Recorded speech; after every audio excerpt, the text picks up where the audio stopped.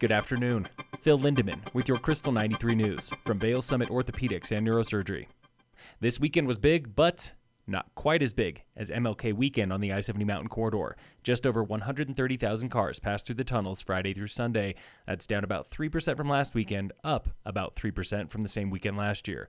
January so far claims all three of the busiest weekends this ski season.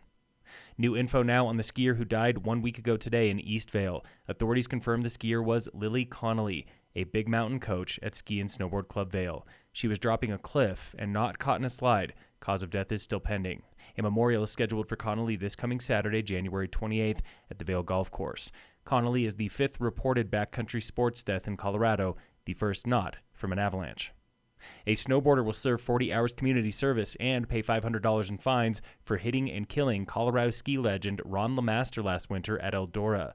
The Boulder Daily Camera reports the snowboarder was not charged with manslaughter. Prosecutors say he was not speeding or intoxicated. He is only charged with leaving the scene. State road and traffic officials met today for a sobering cause.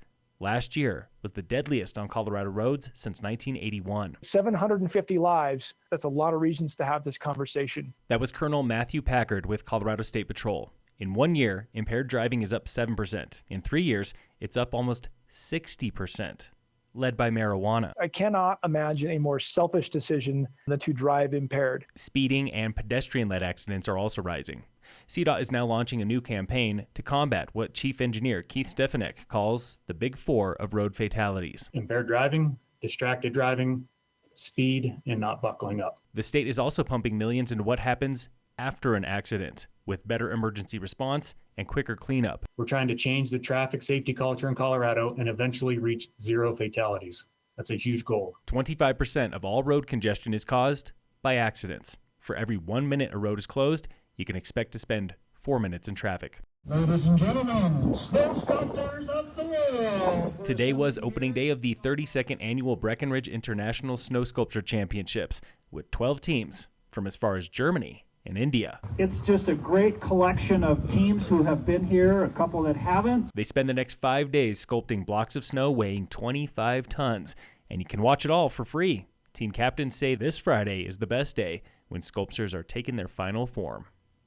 Avalanche danger is slowly stabilizing, now considered moderate at every elevation in Summit County and the Vail area. Forecasters still warn of deep, persistent slab on almost every aspect where snow is thin, wind-loaded, or near a terrain trap.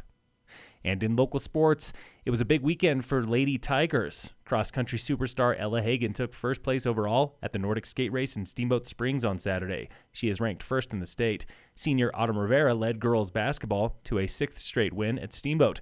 Rivera's top 10 statewide for points, rebounds, and double-doubles.